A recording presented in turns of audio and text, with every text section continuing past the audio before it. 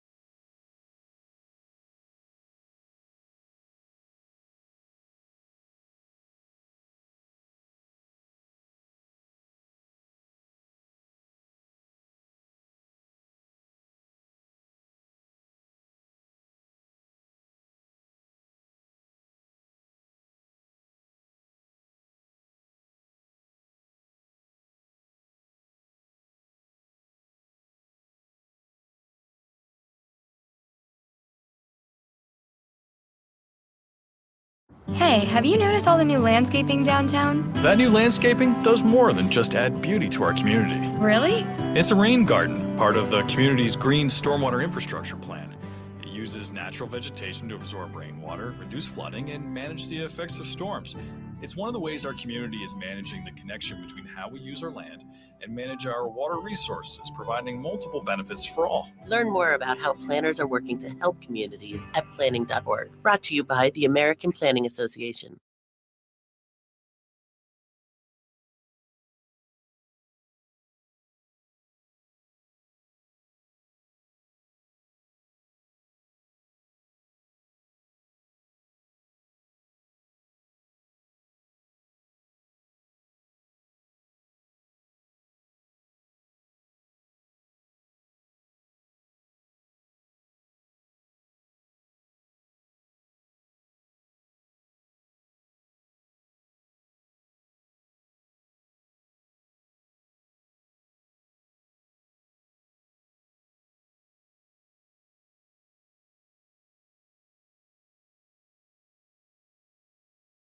This is Indy Sports Ticket, 1430 AM, WXNT, AM, Indianapolis, WZPL HD2, Greenfield, a Cumulus media station. Download the free app in the Google Play and App Store.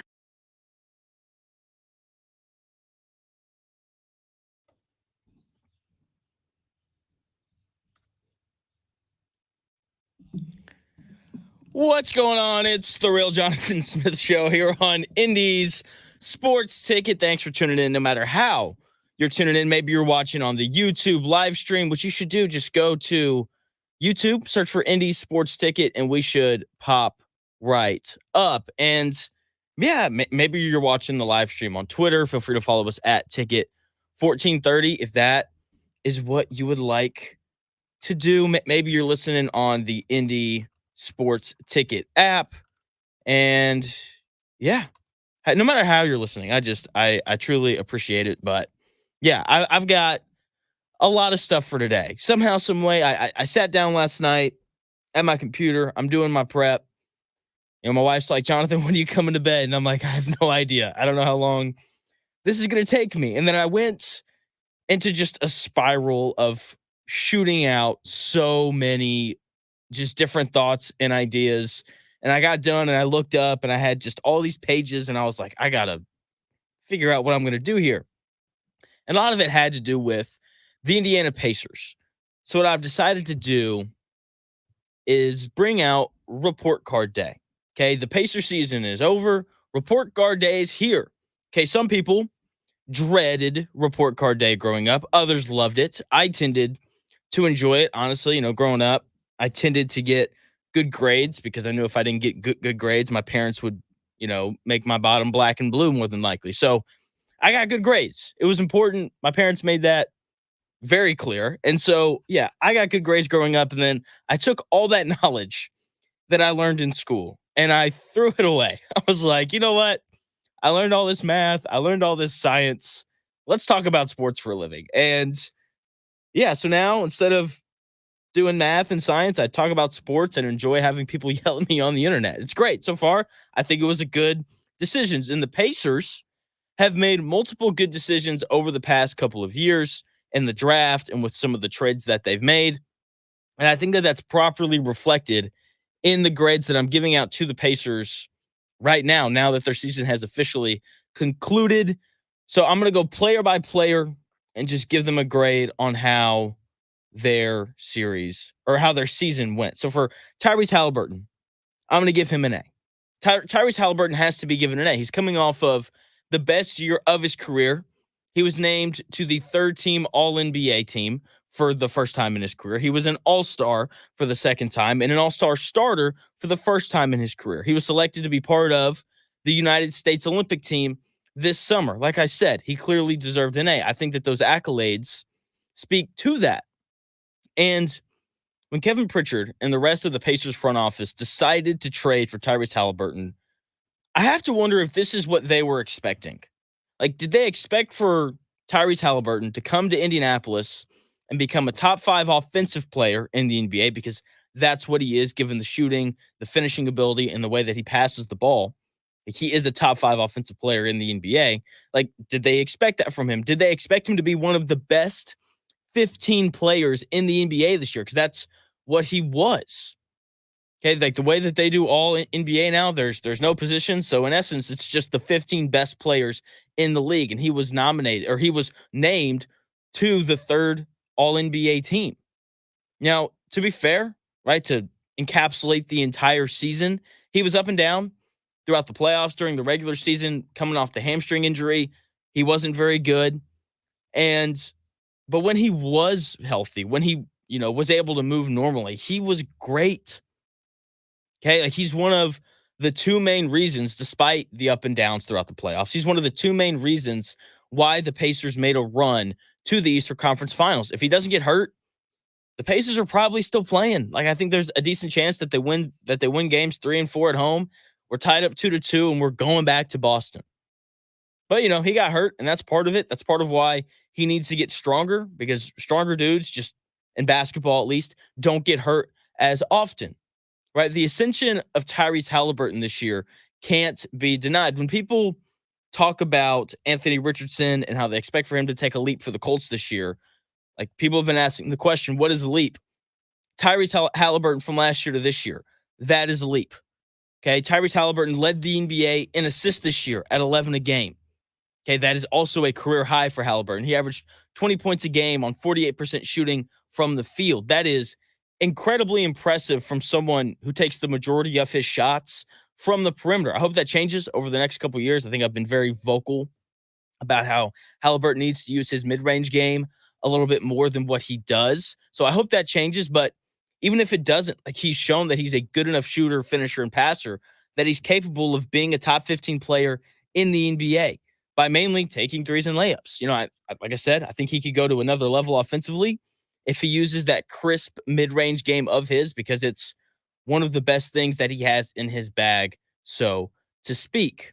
But even without the mid-range game, the vision, the shooting that allowed him to be a consistent offensive threat, on that end of the floor this year. I know the defense was bad. That's why, it's A, not A+.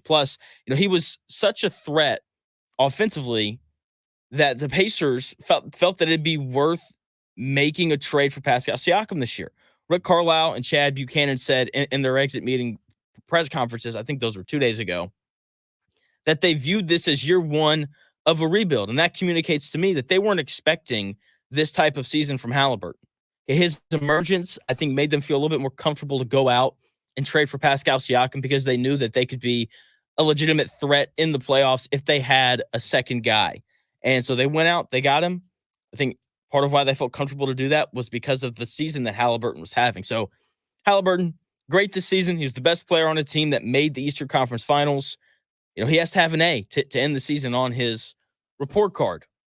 Let's move into Pascal Siakam, who I also believe deserves an A. When he arrived in Indianapolis, he immediately elevated both this team's floor, like they immediately became better, and ceiling. Okay, like where this team could go, like just it increased, right? Like we went from maybe the Pacers make the play in and maybe, they get out of the play in and then they're the 7th seed and then they lose in the first round. That's kind of what the season felt like it was heading towards before Pascal Siakam showed up. And then they make this trade, and all of a sudden it went from that to we could potentially win a playoff series. We could potentially avoid the play-in and be a top 6 seed, which they were, right? Like that, like the Pacers being a top 6 seed just wasn't a realistic outcome for the Pacers before Pascal Siakam showed up.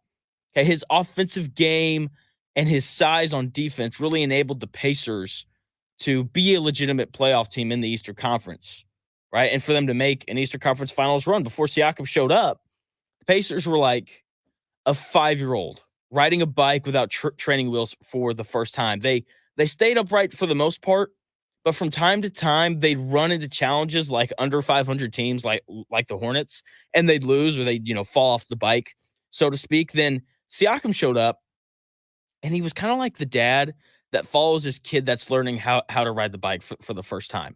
Whenever things got shaky, Siakam was there to reach out, grab the team, and do what was needed. He provided steadiness to the Pacers on both ends of the floor, right? He's capable of scoring on broken offensive possessions. By that, I mean, when there's 5 seconds left on the shot clock and the Pacers have nothing going offensively, they can throw him the ball and he can go get a bucket because he's a tough matchup. And we saw in the playoffs that he was really tough to guard, right? And on top of that, defensively, I think his size allowed the Pacers to be better defensively, right? Like I've mentioned this a few times this season, after the All-Star break, which wasn't long after the Siakam trade, the Pacers were 18th in defensive rating this season, which is, slightly below average, which before that, they were like bottom 3 in the league.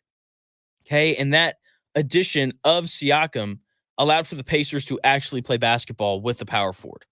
Okay. And everyone else was able to guard their actual position. I thought defensively, the Siakam addition really helped Aaron Nesmith because Nesmith was able to defend small forwards instead of power forwards. And he did a much better job defending small forwards instead of power forwards, right? The addition of Siakam, I think, also helped to cover Miles Turner's rebounding weakness. Okay, Siakam, when he was with the Pacers, he averaged 21 points a night and 8 rebounds on 55% shooting from the floor.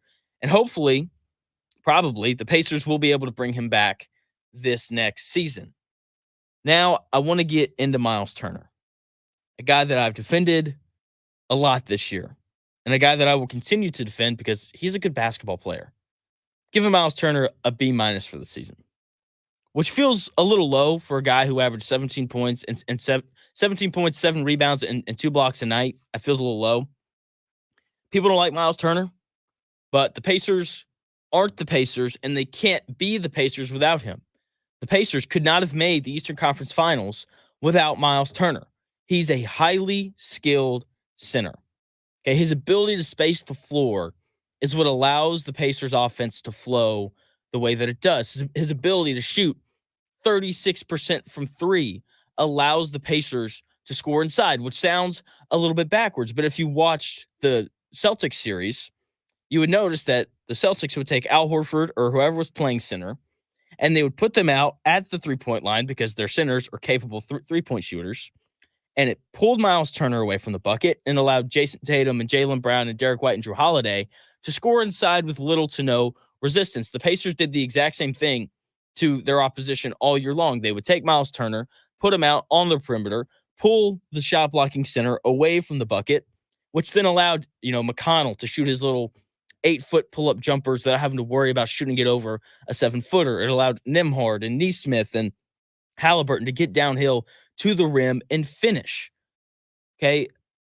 Miles Turner's ability to shoot the 3 is a large part of why the Pacers offense was as successful as it was. And people clamor for Miles Turner to post up. But when we saw him do it against the Celtics with Drew Holiday and Derek White defending him, he couldn't do it. And that's not a surprise because he's not a back to the basket type of player. In fact, there aren't very many back to the basket type of players in the NBA. Okay, Miles Turner, like a lot of centers and power forwards in the league, he wants to face up and shoot the ball from the outside. There are plenty of the bigs in the NBA. In fact, the majority of bigs in the NBA want to do that as well. Teams don't post guys up much anymore, really at all. Okay, there are two guys in the NBA that when you mention post touches and allowing them to post up, there are two guys that come to mind, Nikola Jokic and Joel Embiid. Nikola Jokic, on average this year, posted up 8 times a game. That's not very many. Joel Embiid posted up 4 times a game on average. That's it. That isn't very often. And those two guys led the league in post touches, by the way. Okay, if those two guys, the best back to the basket post up scorers in the NBA, aren't posting up, then why in the world would we have Miles Turner post up? Seriously, like the reason though why I gave him a B minus isn't because, of the offense, because I thought he had a good offensive year. Okay. Like, I gave him a B minus despite the fact that he posted the second highest points per game average of his career this year and the second highest the second highest field goal percentage in a season this year.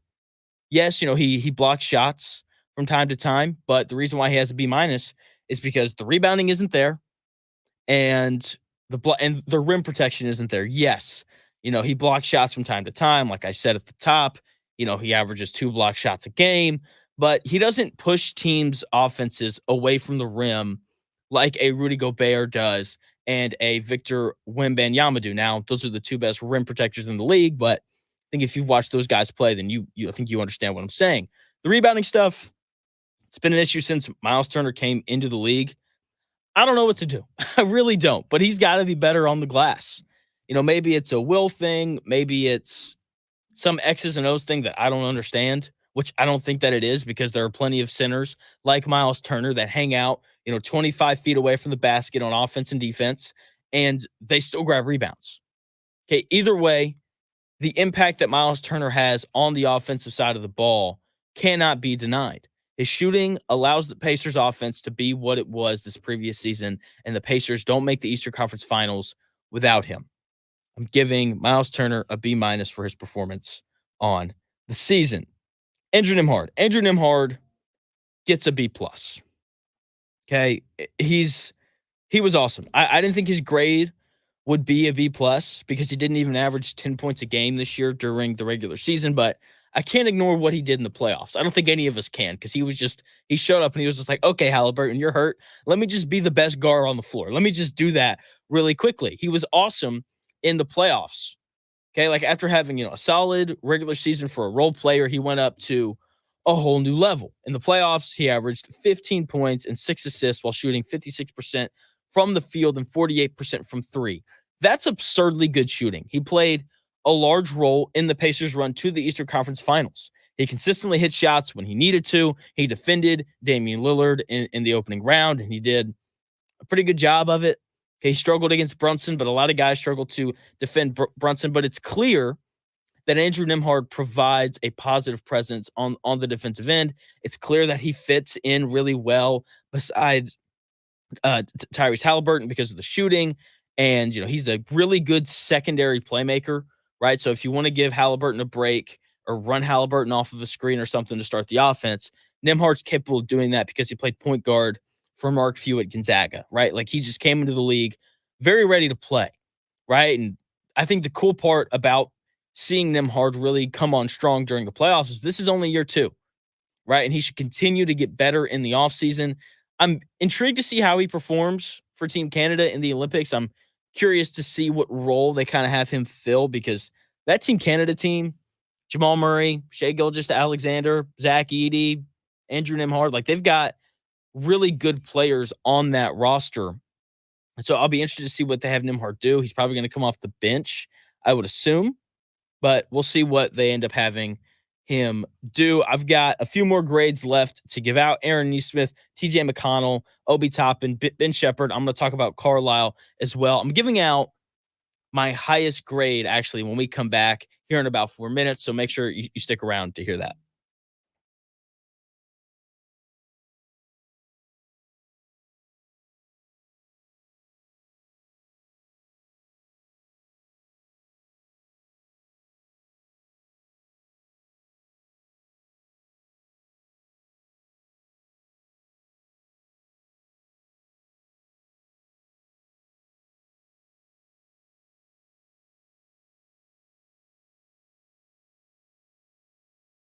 With your choice of select sandwich, nugs, fries, and a drink, Wendy's $5 Biggie Bag is your go-to. Your nugget wingman. Your hot and crispy fry co-pilot. Just like us. We're like the bag boys. What? Bag boys, what you gonna do? What you gonna do when we bring your food?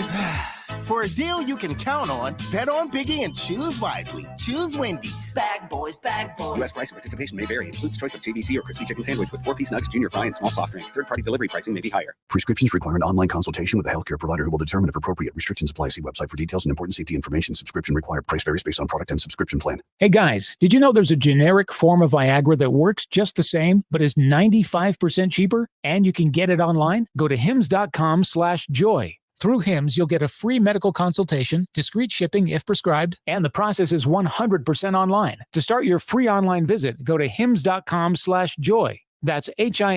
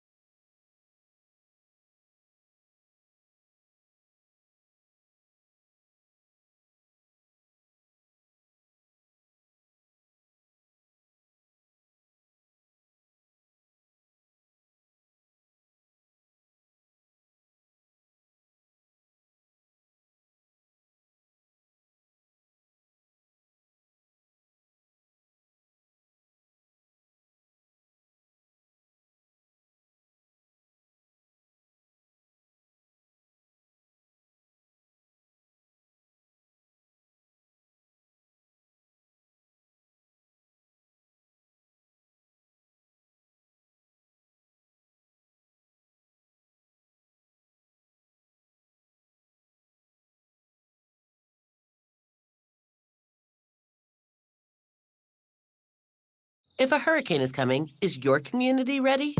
How does a community prepare for the unexpected? By planning ahead. Taking action now can help minimize the level of storm damage. So we don't have to keep rebuilding my school after a storm? And much more. Planners are looking at how to make our community and others safer, so we can get back to our lives more quickly. Like magic? It's not magic, it's good planning. Learn more about how planners are working to help communities at planning.org. Brought to you by the American Planning Association.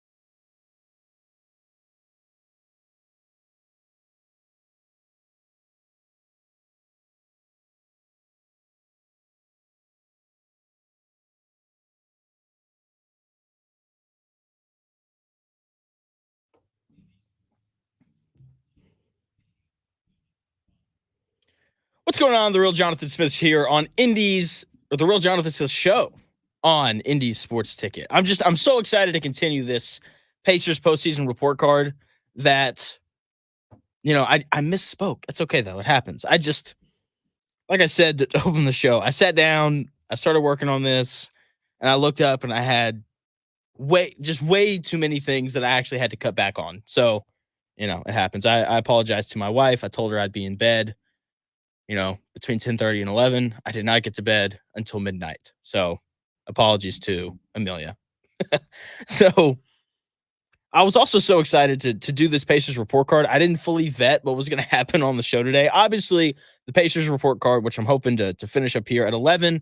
I've got my guy Kevin Potts coming on. A bunch of NFL guys are getting paid like as we speak. And like Jalen Waddle just inked a deal to make him a top 5 paid wide receiver in the NFL. Full disclosure, I'm a Dolphins fan. Love it. Keep talented guys that you draft.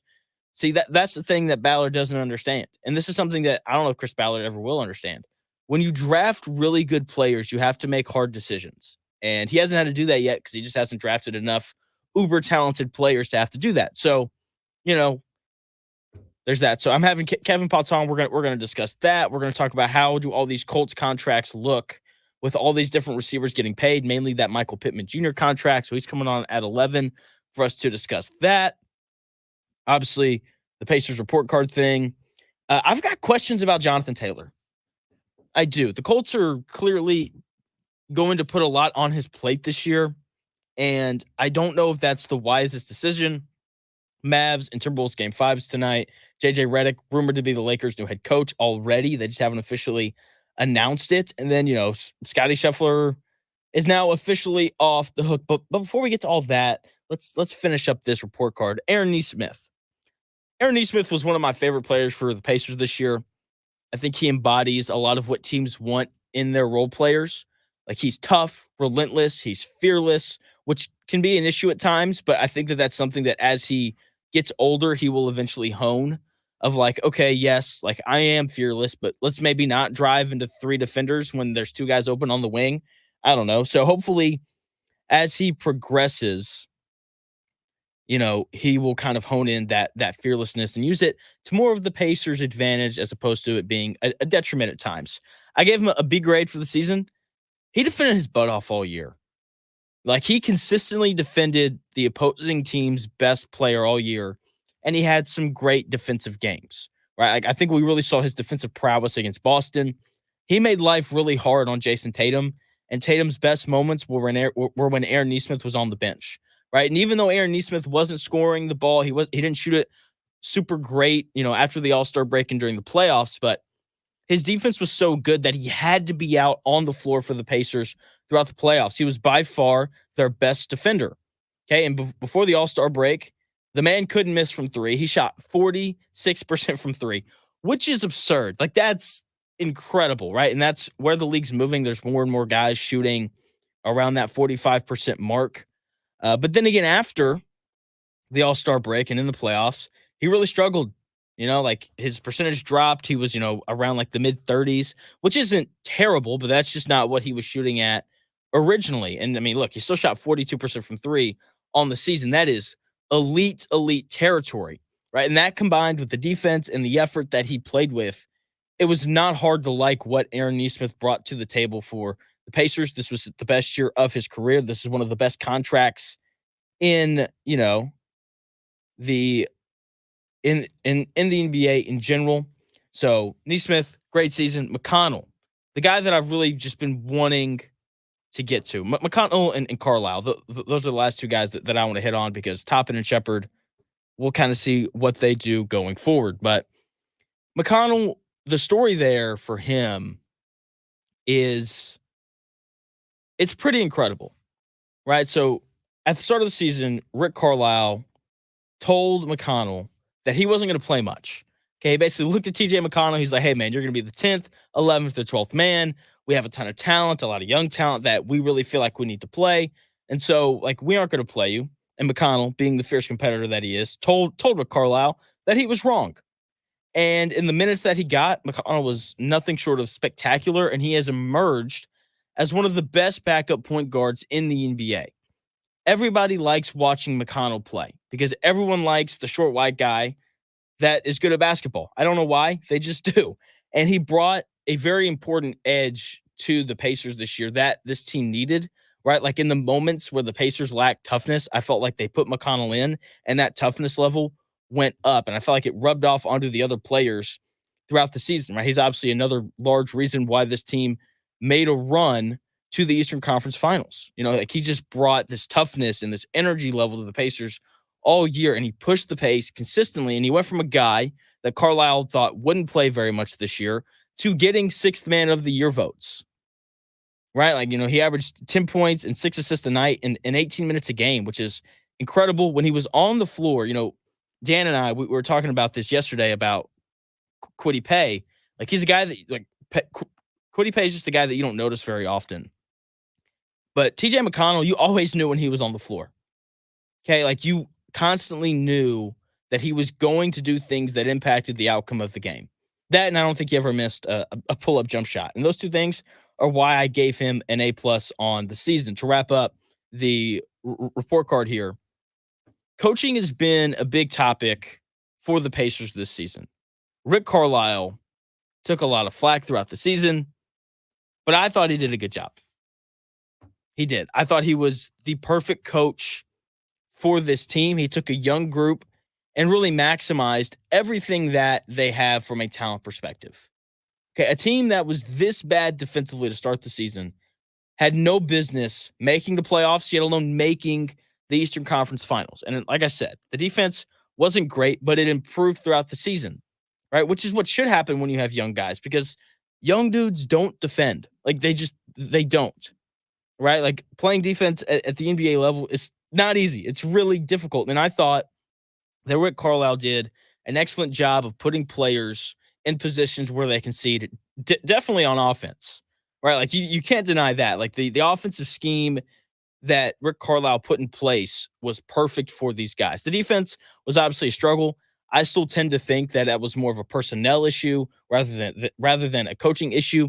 Even with that being said, though, it got better throughout the season because, he's just a good coach, right? Like he was the mastermind behind what was the second best offense in the NBA. He's the coach that helped Halliburton make this leap from really good player to all NBA type of player. And yes, Rick Carlisle had some blips throughout the season and the playoffs. He didn't call timeouts in some spots. His in-game adjustments weren't always great, and he failed to give Jarris Walker minutes during the season. That is my biggest bone to pick with Carlisle, right? But none of these things are fireable offenses. He coached the second youngest team. He had the second youngest team in the playoffs this year behind Oklahoma City.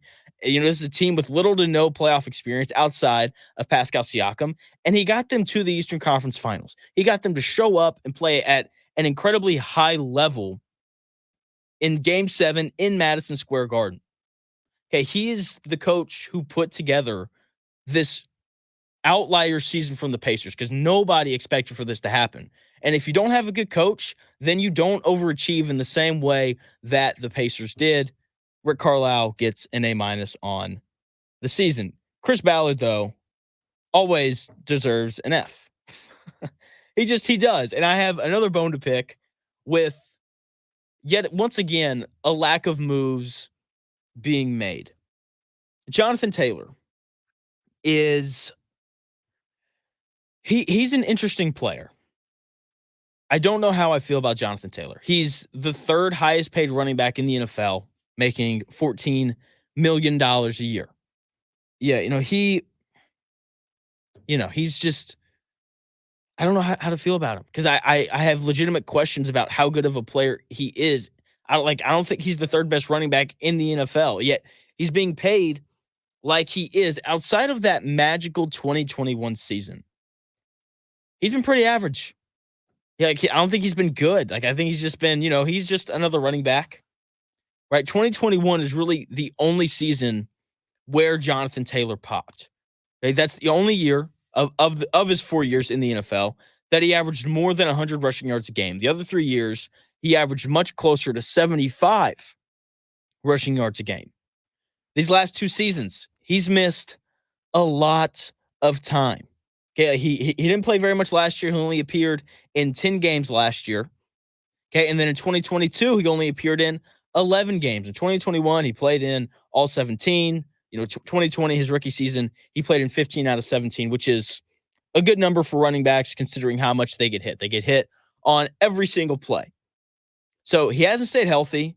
And when he has been healthy, he hasn't been great. He hasn't lived up to this lucrative contract that the Colts rewarded him with for that 2021 season. That's the only reason why he's getting paid at the level that he is, right? Because he ran for, I think it was 1,800 yards in that season, which is extremely impressive.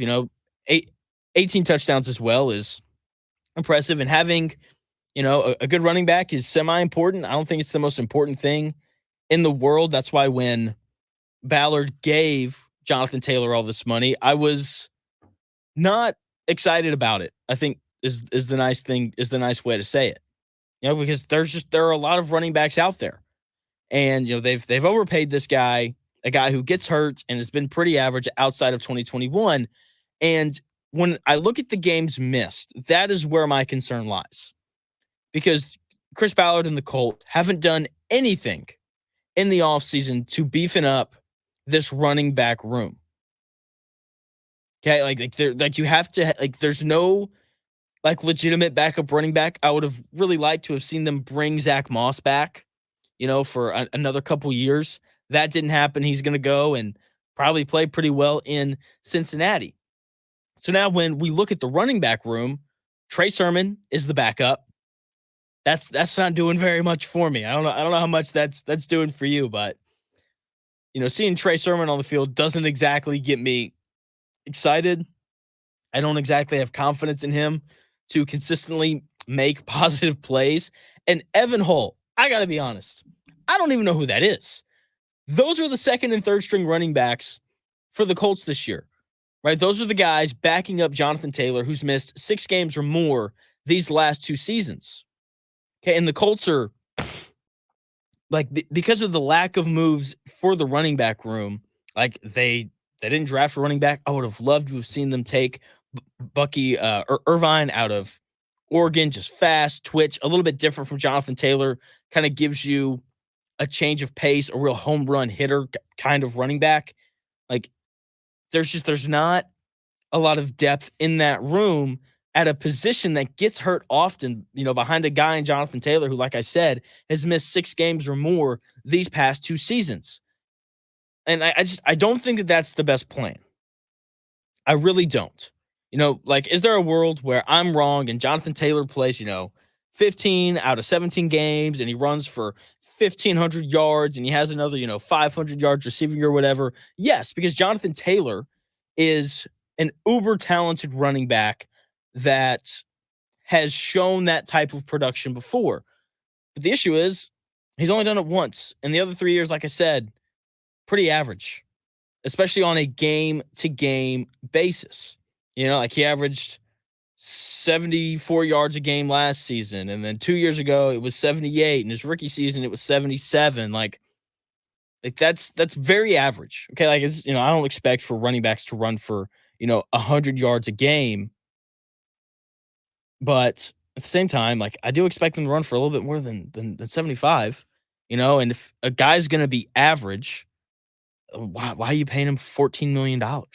It doesn't make a lot of sense to me. I'm going to continue this conversation when we come back here in a few minutes, because I have an idea as to why the Colts didn't feel the need to go out and pay a couple extra running backs. I'm going to get into that when we come back here in about 4 minutes. Twin Peaks is the best in the game. Here, it's bigger game days and bolder fight nights. I mean, where else can you find a scratch kitchen that always comes in clutch? Every day, from lunch to late night. Only at Twin Peaks, the #1 sports bar. Twin Peaks is the best in the game. Here, the scenic views stick around after the sun sets, and your favorite cocktails keep you company long after overtime. Where else can you unwind with bourbon and late-night bites? Only at Twin Peaks, the #1 sports bar.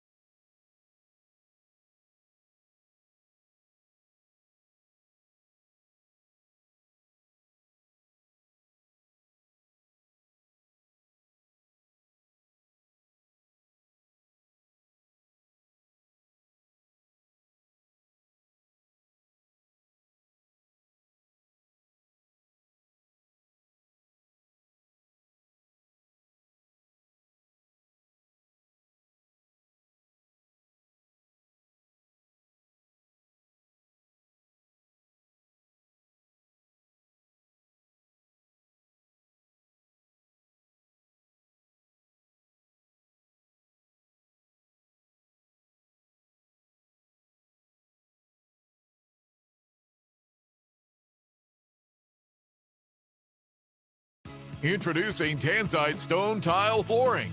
a game changer in the tile industry. Say goodbye to the trade-off between durability and easy installation with Tanzite's revolutionary indoor-outdoor stone tile. Visit Tanzite.com to see how our tile is installed without concrete or mortar. Instead, our innovative rubber gasket system connects the tiles together. Each tile coming pre-assembled, you simply grab one and place it.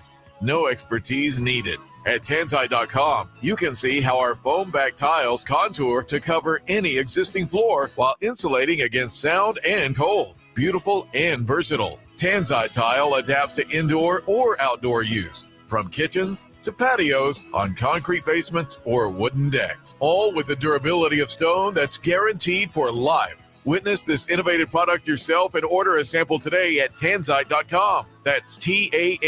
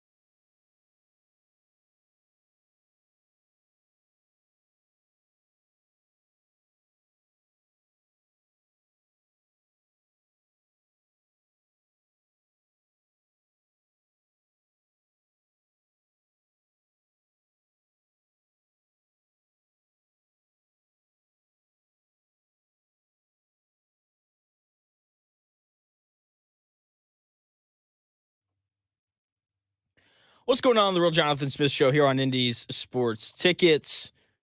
Thanks for tuning in. What you should do is you should go to YouTube and you should search Indy's Sports Ticket, and you should subscribe to the Indy's Sports Ticket so you can watch the live stream every day and be a part of a very lively chat. Right? There's just it doesn't matter how many people are in the chat; it's always lively, which is fantastic. Now, I want to continue this thought on Jonathan Taylor and how he's being paid $14 million and how he's been banged up these last two seasons and how the Colts haven't really done anything to shore up the depth in that room. And I got to say, is Chris Ballard doing something smart? Probably not, but I'm going to allow this thought to wander.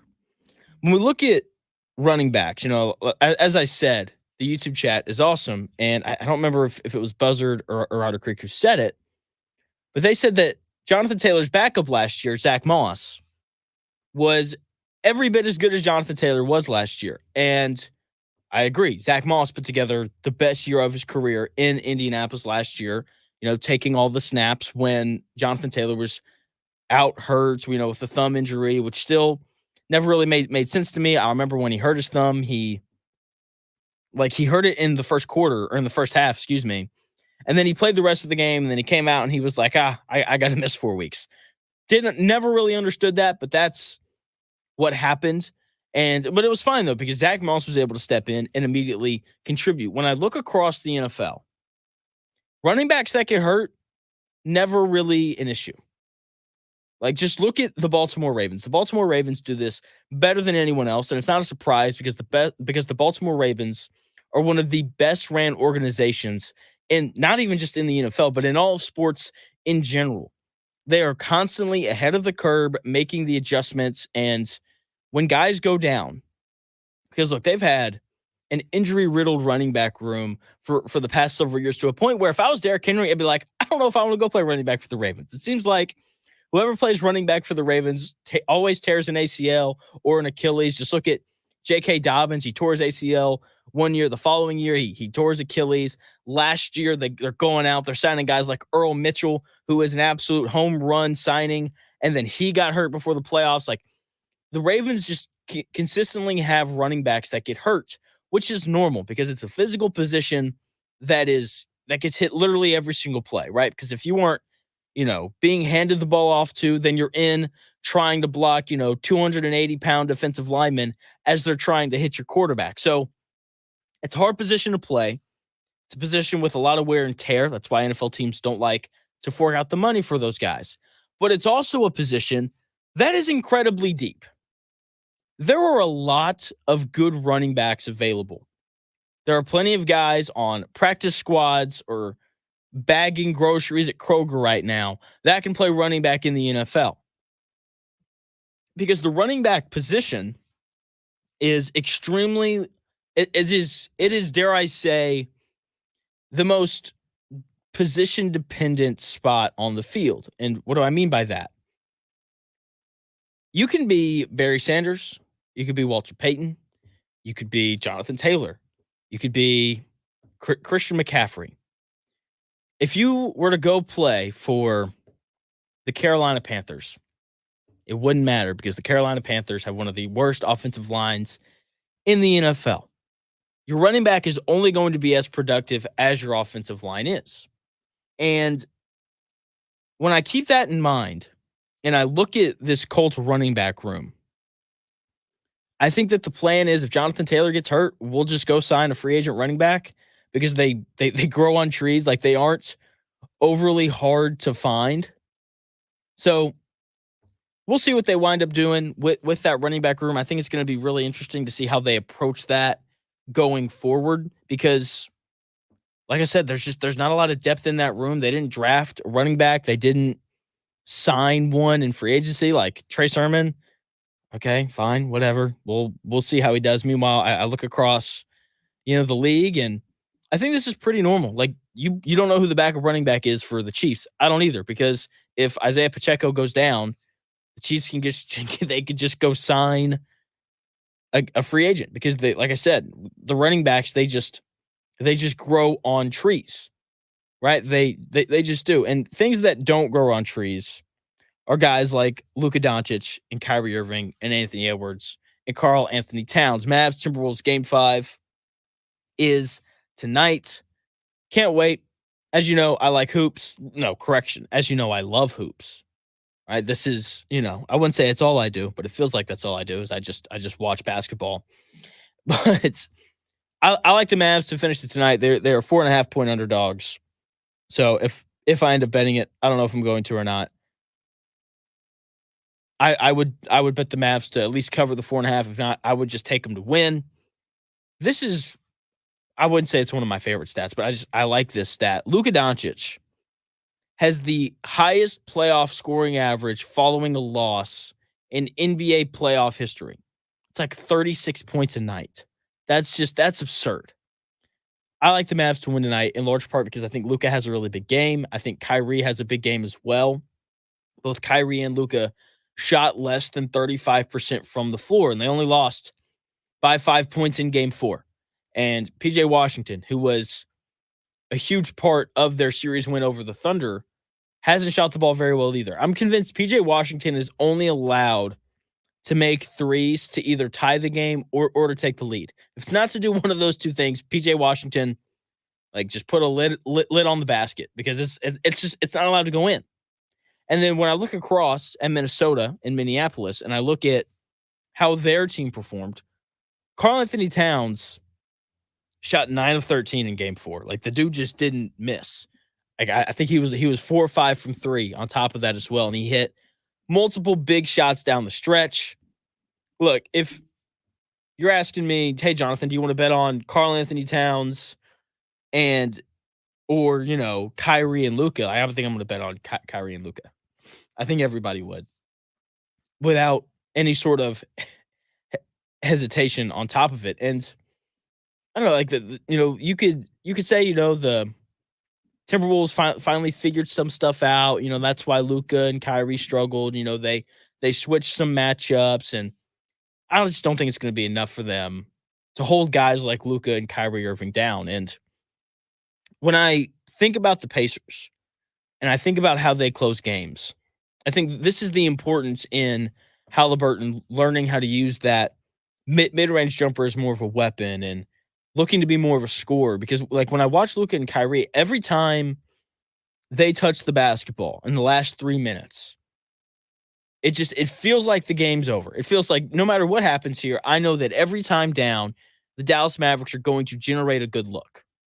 And when you watch the Pacers, especially with Halliburton out of the game, I think that when he's in the game, I think that I feel eerily similar of like, okay, Halliburton's in the game. Like, I know that they're at least going to get a good look, even if it's, Aaron Nesmith open for three or whatever.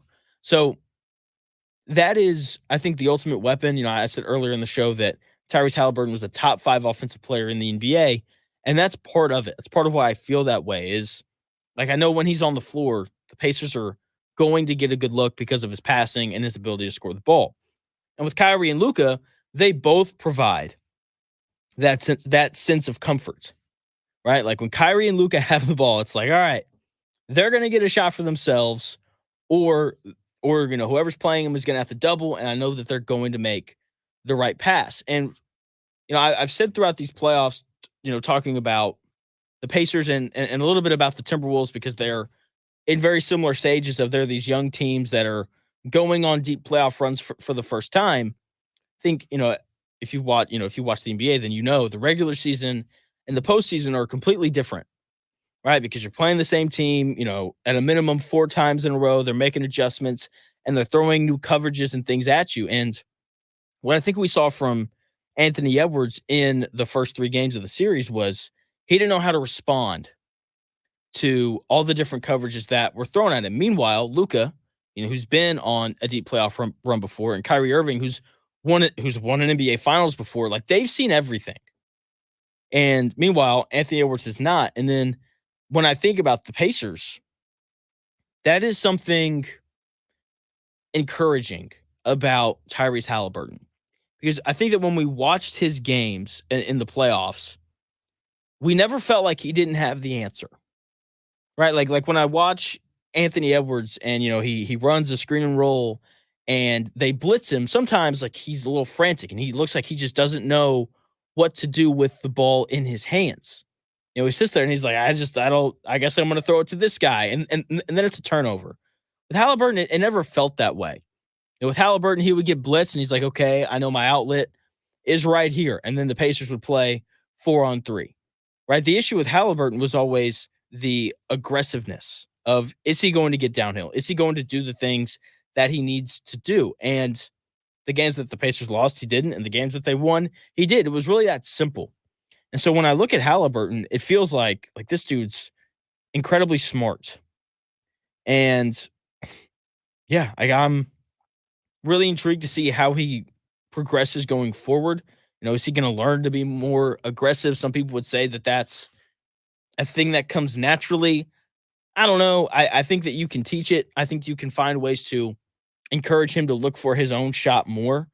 We'll kind of see what he winds up doing. I got a little off track there. I was talking Mavs and Timberwolves, but when I get off track talking Halliburton, I don't think it's too big of a deal. And like I was saying with the Timberwolves, like Anthony Edwards has these moments where it looks like he just doesn't have the answers to the puzzle, right, that the Mavericks are throwing at him in terms of coverages and things. And then I look at Dallas, and they've got this 20-year-old rookie, Derek Lively, who, to be fair, his job is very easy.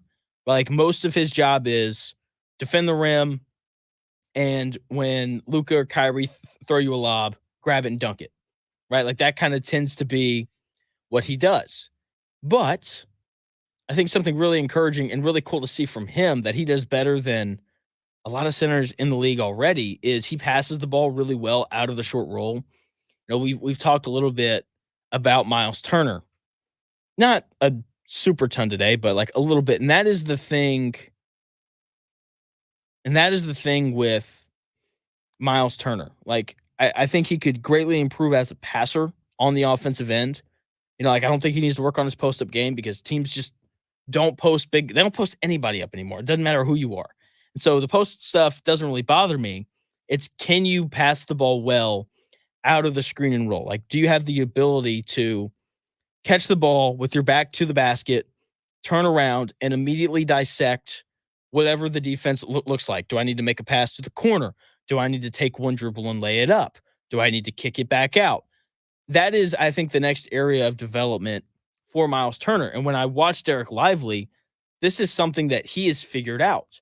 Like he's really good at catching the ball and just knowing what to do with it, whether that's, take a dribble and dunk it, whether that's skip it to the corner, drop it off to Gafford, like whatever it is, he's really good at that. And I just think that it speaks to the intelligence that he plays with in terms of knowing what the defense is throwing at him. One more thing here really quickly before I wrap it up and I bring on Kevin Potts, really smart NFL guy. We're going to run through some contract stuff going on in the league.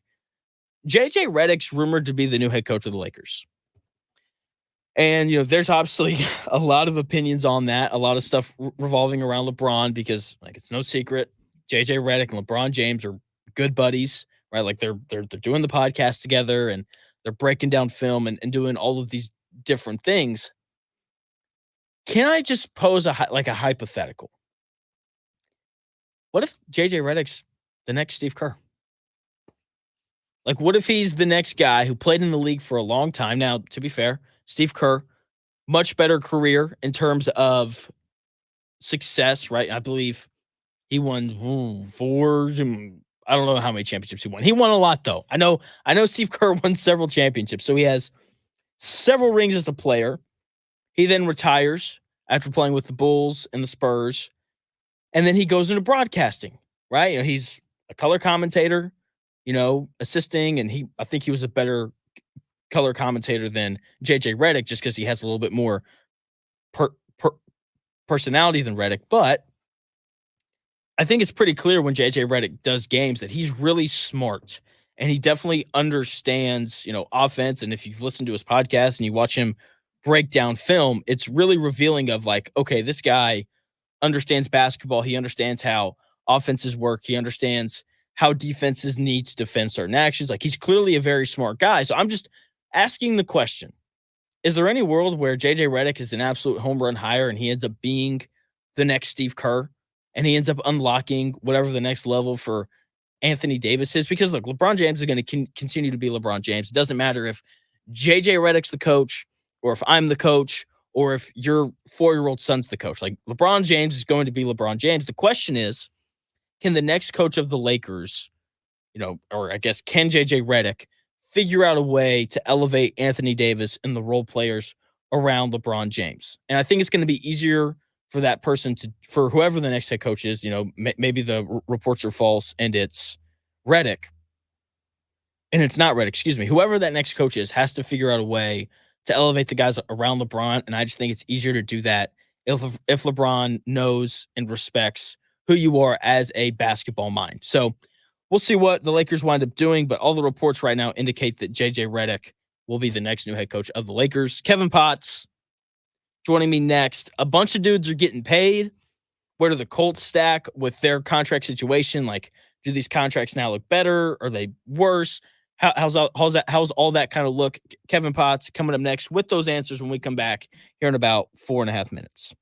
Reason number 52 to choose Diamonds Direct over any other jeweler. Only Diamonds Direct gives you a 110% diamond upgrade guarantee. Let us explain. If you buy a diamond at Diamonds Direct today and decide in the future you want to upgrade to a larger diamond, Diamonds Direct will give you 110% of your original purchase price toward the new stone. For example, let's say you bought her a $5,000 diamond last year, but now she wants to upgrade to a $6,000 diamond. Diamonds Direct will give you $5,500 toward the new one. That's 10% more than you paid the first time. Guaranteed appreciation. Whether that first diamond was $3,000 or $30,000, you get 10% more. Who else does this? And unlike other stores who claim to offer diamond upgrades, at Diamonds Direct, there's no fine print and no minimum purchase requirement. It's 10% more, period. Come and discover real value and buy with confidence. Diamonds Direct. Your love, our passion. Official jeweler of the Indianapolis Colts.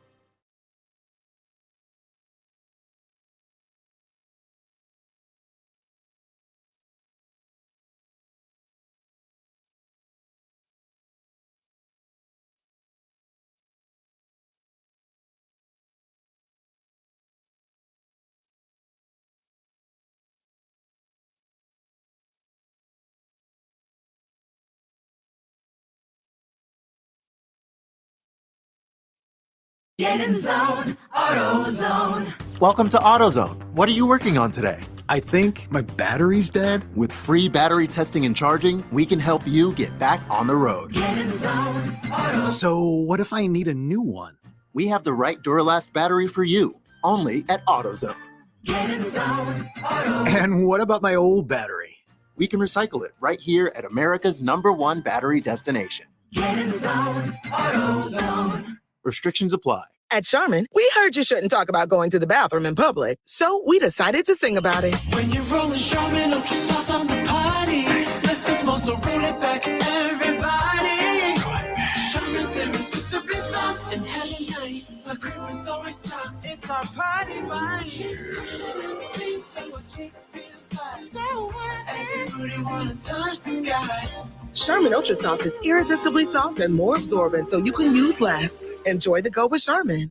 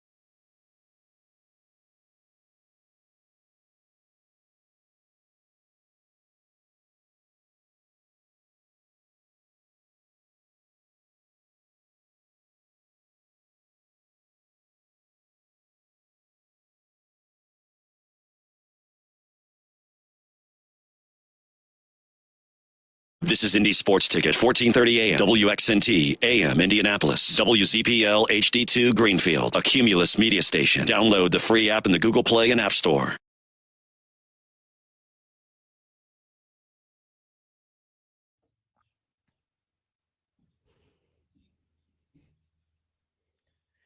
What's going on? The Real Jonathan Smith Show here on Indy's Sports Tickets. Talked a lot of Pacers today. A little bit of Colts questions, some offseason moves. What are they going to do in that running back room? And while all that's been happening, wide receivers across the NFL have been inking deals for a lot of money. I'm joined by Kevin Potts. You should be familiar with my guy Kevin. He did a lot of NFL draft stuff for us. Now he's going to do some contract offseason extension stuff. Kevin, how you doing, man? I'm doing good. You know, it's a little more of a dead period outside of these contract extensions in the NFL. So taking a little bit time off. I'm doing well. How about you? I'm doing well. And you're right. It is a dead period. The Pacers are out of the playoffs. The Colts aren't playing. There's not a local baseball team. I wouldn't say I'm scraping the bottom of the barrel for sports content, but let's just say that these contract extensions are showing up at a great time. You know what I mean? Yeah, I mean, the NFL is a year-round business. They do it better than anyone, capitalizing our attention 365. So there's always something to talk about with them. There really is. And right now, I really want to talk about these wide receivers because guys are starting to ink second contracts. Like we saw Nico Collins of the Texans. He signed a 3-year extension worth around $73 million, you know, with I think like 2/3 of that guaranteed. Jamar Chase and T. Higgins are both not at voluntary OTAs because they want new contracts. The 49ers extended Brandon Jennings. They haven't extended Brandon Ayuk. Like there's just a lot of receivers asking for contract extensions, which is interesting because receivers are usually kind of more of the divas of the NFL. So which deals have really popped out to you the most so far?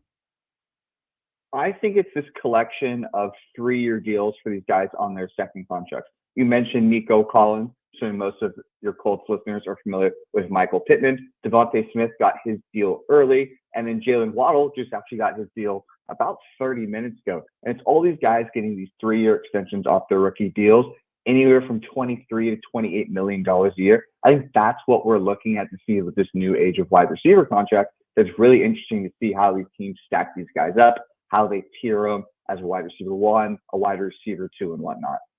Yeah, it's the Jalen Waddle deal for those for my listeners who missed it. He's now a top 5 paid receiver in the NFL, which feels a bit rich for me. Like, I'm a Dolphins fan, and I don't like the idea of paying my second best receiver top 5 receiver money. Like, that's just a lot. What did you think of that deal when it came through? For the Dolphins, I understand it because it's an organizational philosophy. San Francisco, their offensive line coach was actually talking about this just the other day, about they will target offensive linemen later in drafts because they feel they can elevate that position, and they'd rather spend money and picks on ball carriers, guys that get touches. Miami is from that philosophy. McDaniel's obviously from San Francisco. I think you're seeing a lot of it here where their fans have been annoyed that they haven't invested a ton of premium assets in the offensive line. I think they also believe they can elevate those guys on day 2 and day 3 of the draft, and they'd rather pay these high-end playmakers, guys like Jalen Waddle's speed, you can't just find anywhere. And I think they think paying those premium traits at position players is worth it because they can elevate offensive line and fill in the gaps other places on the offense. That makes a lot of sense. I'm of the opinion that like elite wide receivers you pay.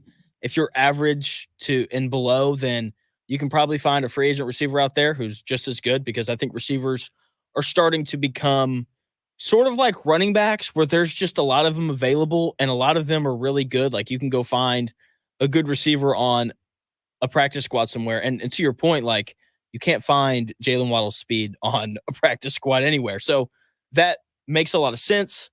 But obviously, he's not the only one who's signing a new deal. Jamar Chase is going to get a new deal. Justin Jefferson, I believe, is lined up to get a new deal.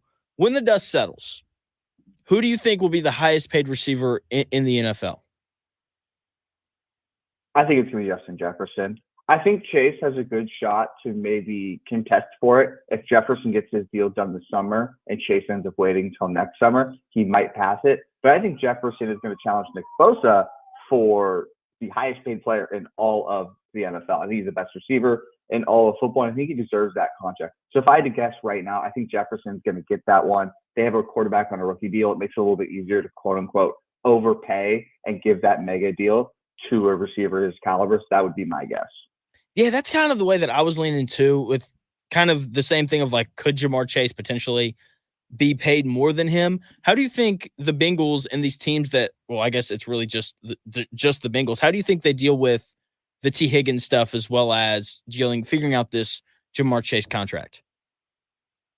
Yeah, my read on it is I think this is probably T. Higgins last year with the Bengals. This is a franchise that historically hasn't given out a ton of money. They run the Bengals as a business. They don't have a big philanthropist rich owner who's willing to throw out a bunch of guaranteed cash. You've already paid Joe Burrow. You're going to pay Jamar Chase, obviously. I think T. Higgins is a guy who's going to get pushed out. I think they're good enough that they're willing to just sit on him with the tag this year and try and go win a Super Bowl. But I think he's going to get forced out with a team like that that's not willing to pay cash. Some of these teams that are a little bit more willing to do that, Philly's obviously paying both the receivers. Miami is. San Francisco is going to get to that point. The teams with owners that are a little bit more willing to move money around and fork over their own cash to make it work, I think can manage it for a little bit. But for a team like Cincinnati, I think this is the last year of this receiver course together. That makes sense. Now, the Colts obviously extended Michael Pittman Jr. really early, and full transparency here, when it happened, I wasn't super excited about it. I was sitting there, I was like, he's the 14th highest paid receiver in the NFL. Like, I don't think he's like that good. Does he deserve this much money? But now there's all these new deals going through, and all these guys are likely to get paid more than Michael Pittman Jr. So with all these other guys getting paid in front of him. Where do you think Pittman kind of ends up on that chart of highest paid receivers in the league? I mean, it's like you said, he already got pushed down so many spots. There's a chance he's going to be outside top 15, top 20 by the end of this summer, maybe next summer, because you have so many guys that you mentioned that need contract extensions. And it's why I like the Pittman extension in the first place. I always felt that it was a fitting value for him. I think he's a good player. He's not great, kind of like you mentioned. And I think this contract is going to keep looking better and better the more guys sign, because there's so many receivers that deserve really good money. And they're going to look at Pittman, Collins, Smith, and Waddle and go, okay, I want that plus one, right? They're going to want that little bit of bump on the pay raise. I think it's going to keep knocking him down in average value each contract that gets signed. Where do you think is a fair spot for him? Like in terms of all the receivers in the league, like where should he be paid? Should it be, the 18th highest paid receiver in the league? Should it be lower, like 23, 24? What is your kind of stance on him? I think he's a top 20 receiver in football, so I think he can get a top 20 contract. Now, there will be some guys who are on rookie deals who maybe haven't got paid yet, and maybe some veterans who are a little overpaid on the end of their career. But I'd say top 20, 18 feels about right as that low-end wide receiver one. At best, what ideally you want him to be your high-end wide receiver too. But I think he's a top 20 receiver and deserves that money. Okay, fair enough. So I'm going to throw you a bit of a curveball, because when we talked last night, I was like, yeah, receivers, probably some quarterback stuff as well. But then at like 11 o'clock, I had this Jonathan Taylor idea. So I did a whole thing on Jonathan Taylor not too long ago. And the Colts running back room is really thin, which kind of is a big deal. It kind of isn't, because there are a lot of running backs out there that could be signed, during the season. Who do you think are the top free agent running backs that are still out there? Let's see. I haven't even looked at just this list in a while, so I have to pull it up. Tariq Cohen got signed yesterday by the Jets, which is an interesting thing. He's more of a return specialist kind of guy, though. But that's the thing, right? Like, there are a lot of running backs out there, and I think we're going to see more teams do this where, like, they aren't overly concerned with the running back room, because there are so many free agent running backs out there that can provide some value. Yeah, and I will say this free agency was generally better at signing running backs than in years past. We saw a little bit of a boom in signing guys, but Damian Harris is probably the one that jumps out. Him and Cam Akers are the two most likely guys I think you could give him the ball and give him a safe amount of carries, because they have done that in the past. And then you're starting to look at guys like a Jerick McKinnon, who's more of a third down back. Benjamin's around. I like some of the stuff that Deion Jackson has shown over the years. So you're right, there are some options if you need to get a sure guy. Latavius Murray continues to play at the age of 45 somehow. So there are definitely veteran options out there, but you don't really want them starting, because they're not the difference makers you'd want on your offense. Yeah, that totally makes sense. Any chance they sign Frank Gore? I don't know if he's still playing. He's like the Brett Favre of running backs. It would not shock me if Frank Gore stepped on a football field, because that's the type of player he is. I think there's enough if an injury happens that you can go on him. Kareem Hunt is still out there. Obviously, there's always some press and off-field stuff generally with signing him. Matt Breida is still out there. So there's a bunch of veterans who can come soak up some minutes. But I don't know if they would get signed until basically training camp. That would be we're in third preseason game. We've tried out all the rookies and UDFAs we brought in, and we're just not a fan of what they can provide us right now. Let's go sign a veteran guy, because we know he can pick up the offense really quick. Maybe bring back an old friend in Jackson, somebody that you know, and just get somebody that's safe if you don't like what's else on your roster right before the season starts. Yeah, that makes a lot of sense. I think the free agent running back stuff is always an interesting thing that comes up during the season.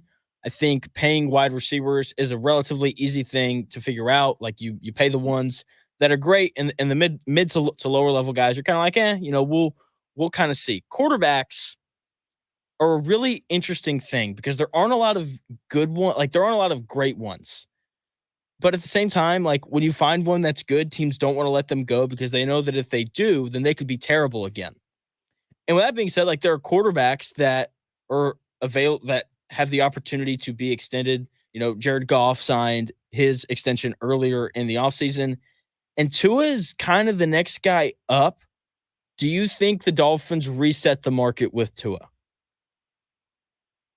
I think Tua is the most difficult conversation of these quarterbacks. If you made me guess right now, I would say yes, because like you said, there's just not a ton of quarterbacks out there. It's really hard to go pivot off this quarterback, even if it's an overpay, like with Jared Goff, if you don't have an option. And most teams don't have pivots. Detroit didn't have one. San Francisco's not going to have one when Purdy's available. The Dolphins are an interesting one because I think there are some potentials to pivot. I think it would be interesting if, what does Dallas do with Dak Prescott? What do the Seahawks do with Geno Smith? Those are two guys where I can see if you think you can get them cheaper in Geno's case or a better player than Tua in Dak's case, do you go make those moves? Those are moves not usually are an option for teams when they're deciding on their quarterback. But generally, quarterbacks don't move. So I would guess that they're going to have to pay Tua this market extension I really wouldn't love. But I think you're going to get back into a corner where you need a quarterback, and this team is built to win now. You just paid both your wide receivers. Like, you're trying to win currently, and you're going to need a quarterback who can do that. Yeah, I completely agree with you. I do think that they end up offering Tua that money because he's going to be able to go to them and be like, I got MVP votes last year. We made the playoffs, and we did all these different things. And so I do think that he ends up getting offered that extension.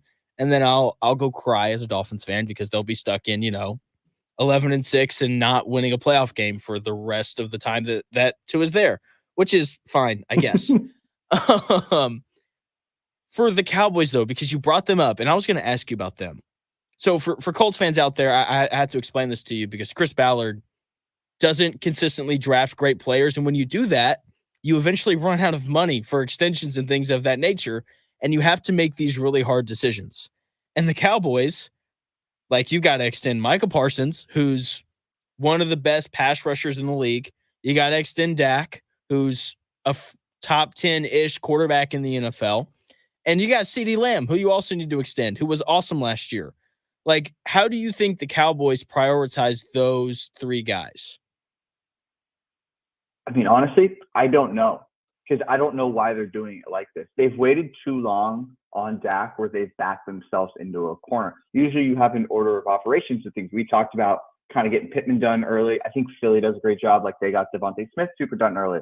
So it kind of makes all the dominoes fall. The Cowboys haven't done that. They've just pushed everything down the road. And now the Bills do.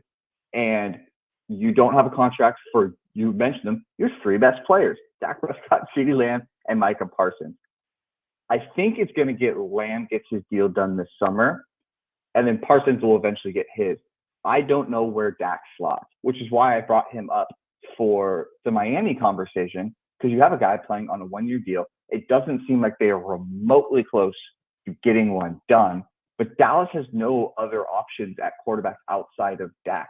So I don't know how they resolve this situation aside of Dak basically having all the leverage and getting a mega deal because Jerry Jones realized at the last second, oh, I'm screwed. Trey Lance can't play, and if we want to go win playoff games, I'm going to have to give Dak everything he wants, and then the cap situation is going to be in a really bad spot. What? So I don't really know. You mean the guy that the 49ers gave up 3 first-round picks for to draft 3rd overall can't play? What? No. Apparently not. He's never really seen him play, but I think it's pretty safe to say at this point that he is not a playoff caliber quarterback. Probably not in his career. It's just like, it's so interesting. Like, I have so much respect, and I think a lot of NFL fans do. Like, it's hard not to respect the 49ers and what they've done. Like, they've prolonged this run of being at the top of the NFC, and then they make a deal like that, but they've been so good that, like, people don't even realize that, like, that's what happened. Like, they gave up all these first round picks for a guy who's now the backup quarterback in Dallas. Like, it's really wild. Before I let you go, I don't know if I've asked you these 2 questions before, which is a mistake on my part because I like to ask people that aren't from Indianapolis these questions about the Colts. You ready? Yeah. So, first and foremost, people have mentioned Anthony Richardson taking a leap in year 2. Which the follow-up question is always, what is a leap? Like what does that look like? Like Mina Kimes, she did a big thing on it last Friday. The blogger guys around here all expect him to take a leap.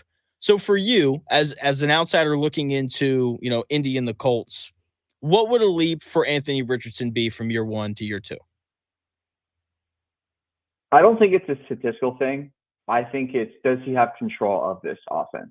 When I put on Colts tape, does he look comfortable? Does he not look like the game is moving too fast? Because his thing was always he doesn't have a ton of reps.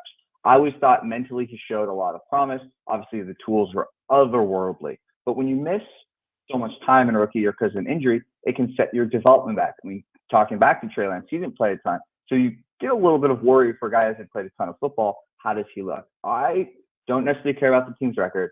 I don't necessarily care if he throws for like 4,000 yards. But when I turn on Colts games, I want to see, are his feet good? Are his eyes up? He's not ducking at pressure. Mistakes are going to happen. He's going to throw interceptions. It's fine. He has a big arm. He should be pushing the ball. But I wanted to see if he feels in control and is not panicking when things are going wrong, when he's facing pressure. That's the leap I want to see from him, looking like an NFL quarterback. Jordan Love kind of did it when he played sparingly before he came in. I'm like, he has it. And it sounds stupid to say it because it's a very big buzzword. But when you're watching him, do they seem like an NFL quarterback? Do they seem in control of the offense?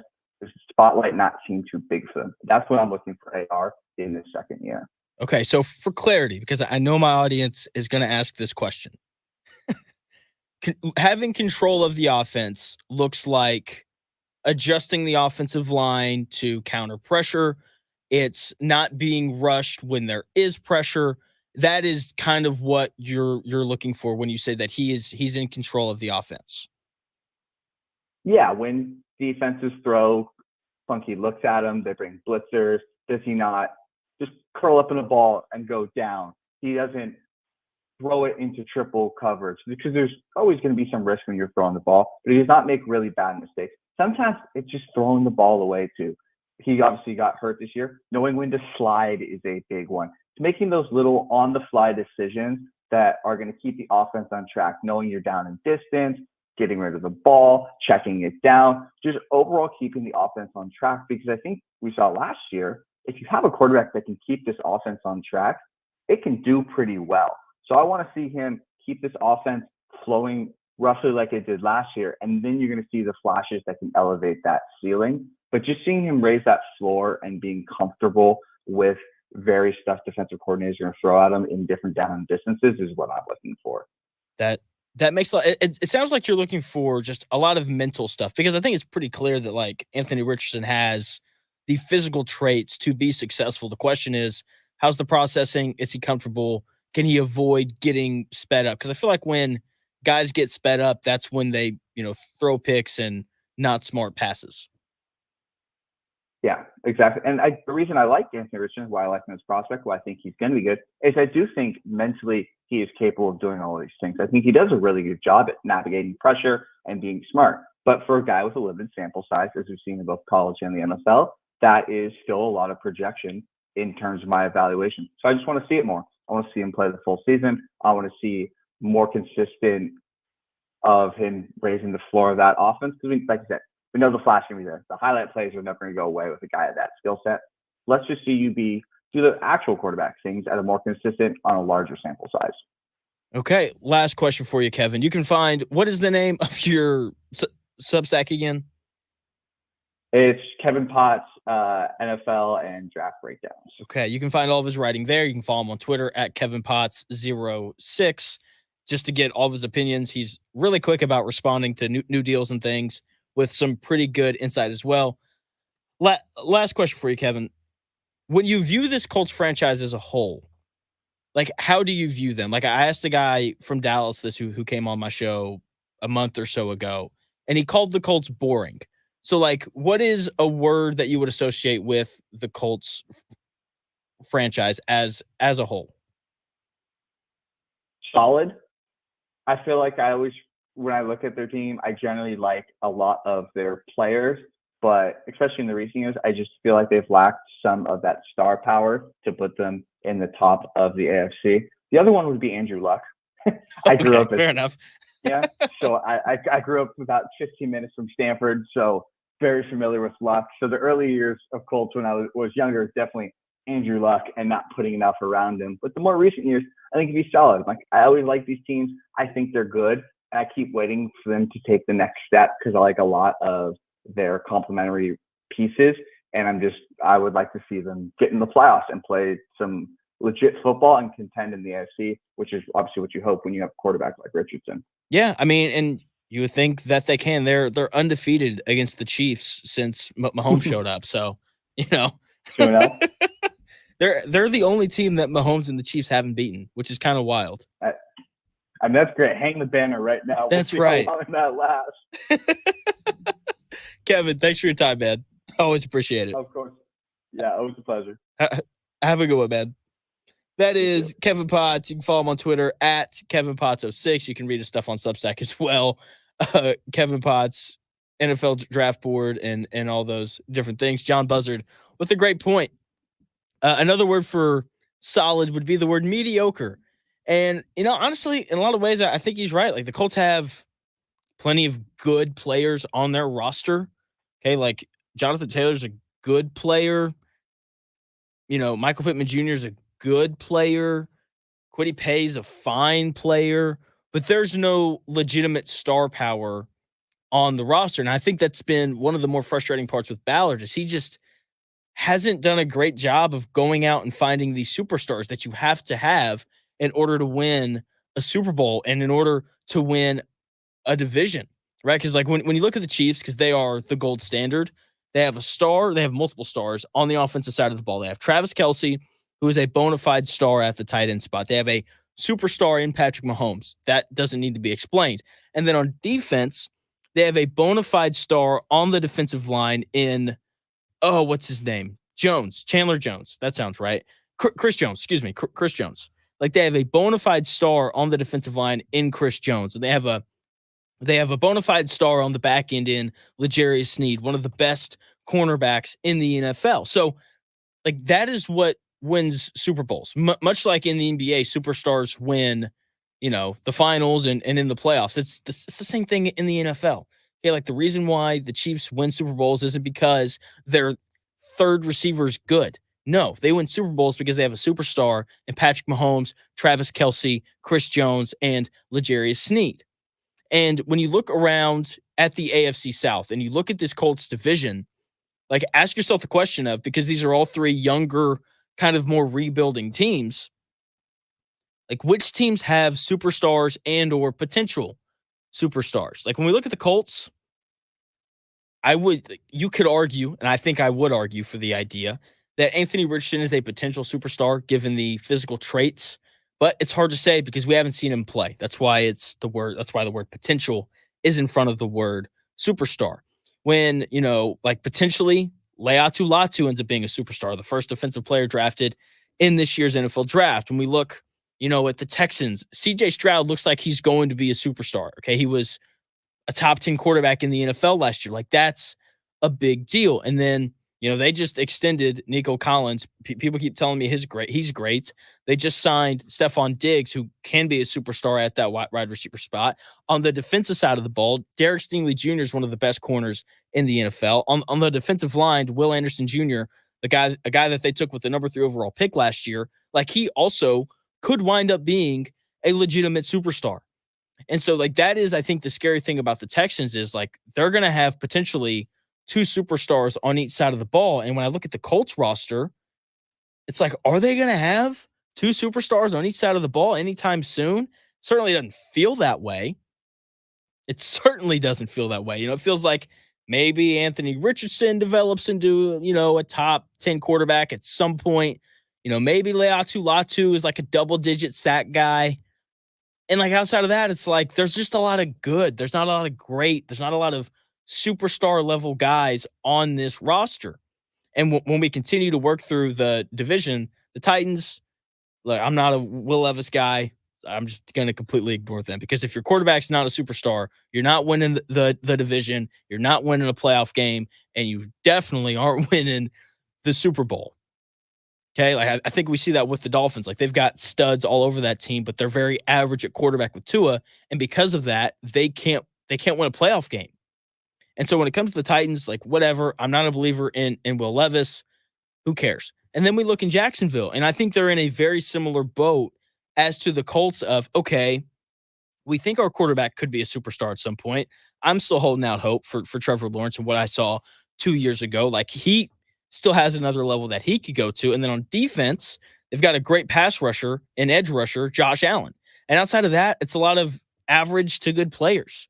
And so just like looking towards the future, like I don't know how you ignore what the Texans have compared to the rest of this division. And Chris Ballard has to do a better job of not drafting, good players. He's got to figure out a way to draft great, over-the-top impact players. That is what needs to happen for this Colts team to take that next step of winning a division and potentially winning a couple of playoff games, right? And that comes through drafting well, and that comes through drafting well and developing Anthony Richardson. Those two things have to happen. Thanks again to Kevin Potts for joining the show. When we come back here in about 4 minutes, we're going to get into a little bit of hoops, Mavs, and Timberwolves tonight.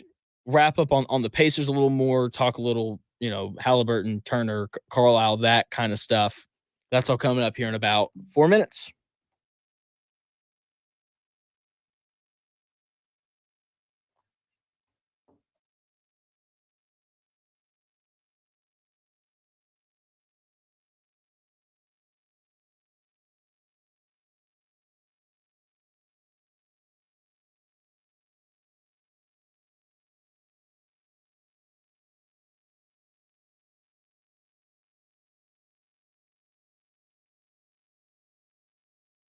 This week on the Indy Sports Calendar, Caitlin Clark and the Fever continue their homestand, taking on Chicago Saturday at noon. And the Indians are home this weekend at the beautiful Victory Field against Omaha. This report presented by Twin Peaks. Eats, drinks, scenic views.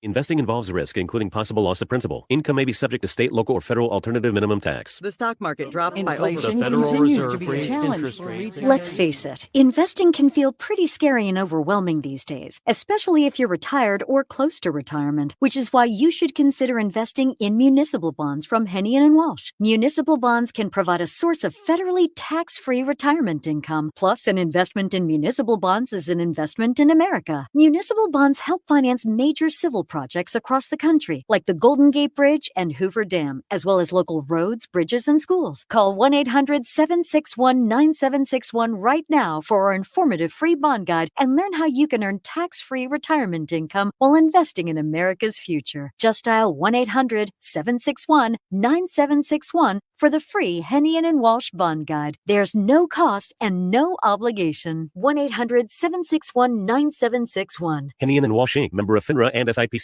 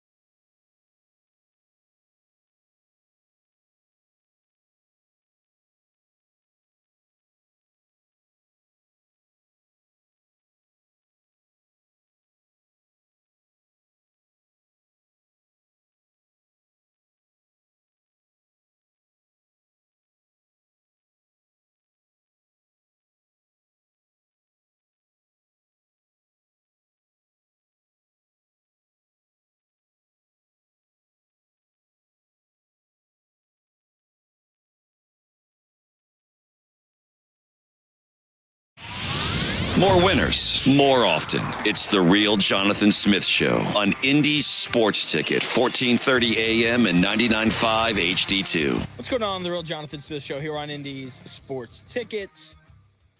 And Kevin Potts was so right in that last segment. If you missed it, it'll be up on YouTube later today to close.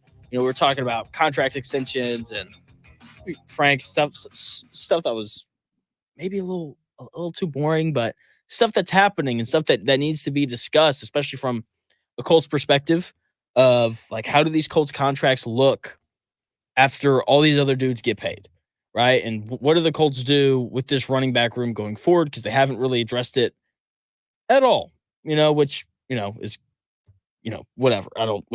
It's going to happen. Whatever. All right. So, but his last thing before he left, I like to ask this question to people outside of Indianapolis. What is your view of the Colts? How do you perceive them? And, the first guy that I asked that question, his name's RJ Davis. He does a radio show in Dallas. He called the Colts boring. And that's, a totally fair thing. Kevin Potts came on and he called them, quote, solid, which is just another word for mediocre. And he made a great point. When you look at this Colts roster, it is filled with a lot of good players. There's very little great, seriously. And then when guys do play great, they trade them for 5th round picks. Just look at Stephon Gilmore. Okay. Like, he was great one year in Indy, and then they're like, all right, let's send you to Dallas. You're too good to play for us. You aren't a horseshoe guy, because horseshoe guys have to just be good, mediocre, solid, everyday players. And that's fine. Like, you need to have a lot of good players in order to be a good team, but you have to have those few superstars to really put your team over the top. And I thought that Kevin Potts explained that really well. And I think that he's exactly right. And a team that has a lot of good players and a couple of superstars are the Dallas Mavericks. The Timberwolves fall into the exact same boat. And look at that. They're playing in the Western Conference Finals. It's almost like you have to have great players to win playoff games. Who would have thought? Isn't that just incredible? So, Mavs and Timberwolves tonight, Game 5 on the road in Minnesota. Telling you right now, take the Mavs plus 4.5. That's what the line was earlier this morning. It may have moved up or down. I don't really know, but I like the Mavs. I think the Mavs win it tonight. They close off this series, and then we look up and we say, when do the NBA Finals start? And then they tell us June 6th, and we're like, oh, what are we supposed to do for the next week? And it's like, I don't know. I guess hang out with our wives or something. I know my wife hopes that Dallas wins tonight, because that's, I think she's tired of coming home and looking at me and being like, Jonathan, are there any games on tonight? And me being like, yes, I need to be left alone from, like 8:30 to midnight. And she's like, oh, okay, I guess I'll go to bed. And I'm like, oh, okay, that's fine. So, yeah, I think, she's definitely pulling for the Mavericks tonight, but should be a great game. I think it's fun watching these young players figure out playoff basketball before our eyes. I think that's one of the things that was really good from this Pacers season. We got to see how Halliburton and Nembhard and Ben Shepherd and these young players for the Pacers, we got to see how they responded to these high pressure moments in the playoffs, because the playoffs are always going to be littered with high pressure moments, especially when you make a run to the Eastern Conference Finals. And I know that the Pacers got a little lucky in that run. So did the Celtics. Okay. Halliburton had a quote in his exit meeting where he said, the healthiest team tends to win. And that's exactly right. That applies to every single sport. Like, when we look at the Eastern Conference, the team that, the Boston Celtics, the team that won the East, they were the only team that stayed healthy.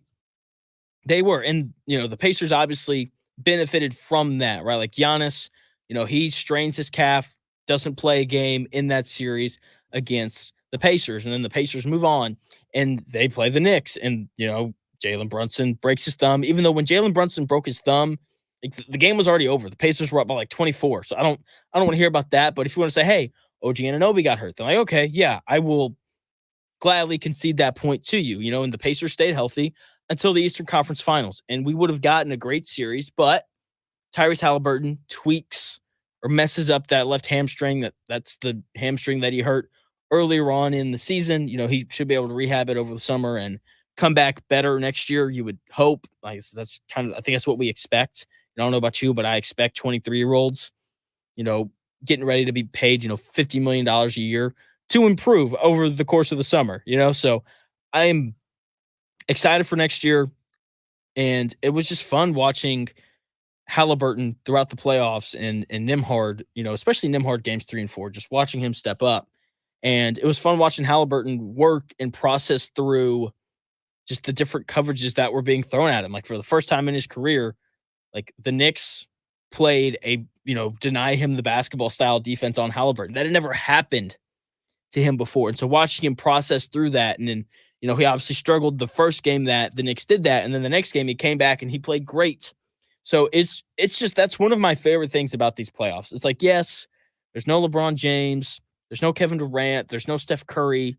No, it's a bunch of young dudes that we're watching process and try and figure out how to be successful against these different defenses in a high pressure environment. And that, I think, has been my favorite part of watching these playoffs. And that's been one of the cool parts about watching Anthony Edwards. And I know, like, I've been tough on him because he's had some absolute stinkers, like game 7 against the Nuggets through game 3 against the Mavs. He was bad. And then game 4, he figured some things out and he responded and he played really well.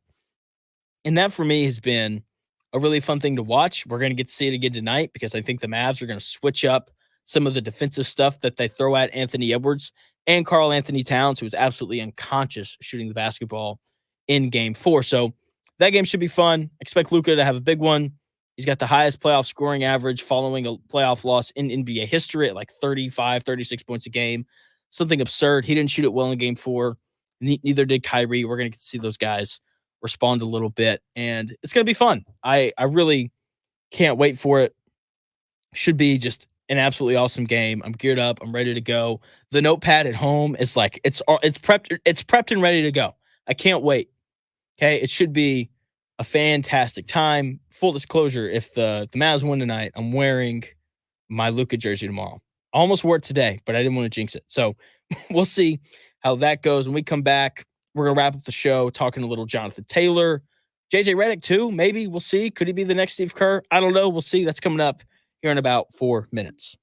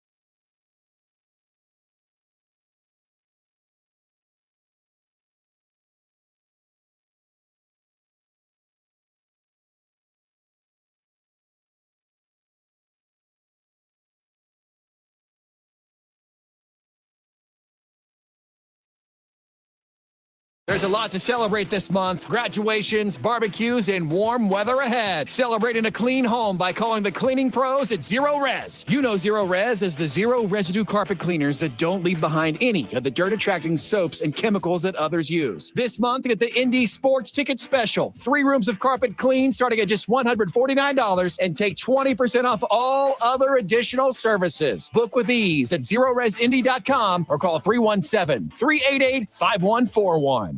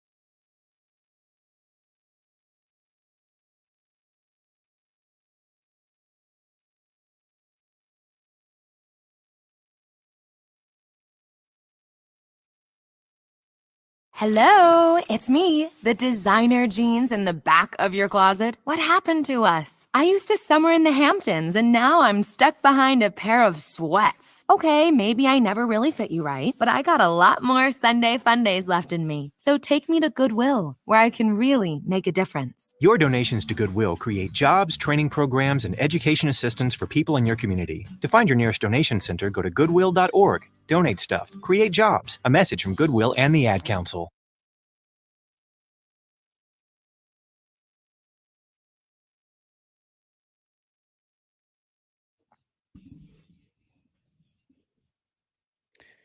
What's going on? The Real Jonathan Smith Show here on Indies Sports. Here on Indies Sports Tickets. I'm your host, Jonathan Smith. You could probably guess that. You probably could. So we're wrapping up the show here. I want to go back to Jonathan Taylor and the Colts because OTAs are happening and overreactions are coming based on what guys do in OTAs because, OTAs really matter. I don't know about you, but I love basing how good I think somebody's going to be based off how they do in like shorts and a helmet. I don't know about you, but I think that's honestly the most accurate way to figure out how good somebody's going to be. Like just throw them in shorts and a helmet. And, if you can play football well and, shorts, a cutoff t-shirt and a helmet, then like you must be able to play football really well in, full blown pads. Like that's obvious, right? Yeah, duh. Of course. So I want to talk about Jonathan Taylor.